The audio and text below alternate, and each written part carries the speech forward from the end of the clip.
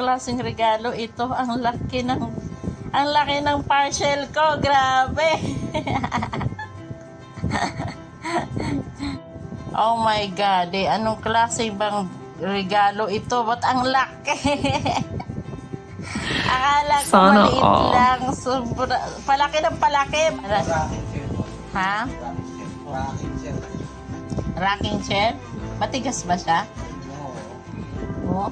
Dandahan na. Baka maano, dandahan. Lapag mo lang dyan sa mga sasahig.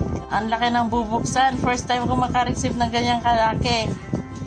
Baka sa susunod na, mag-unboxing na ako ng new car. New car. Na ako ang driver. Kakatuwa naman, grabe. Salamat!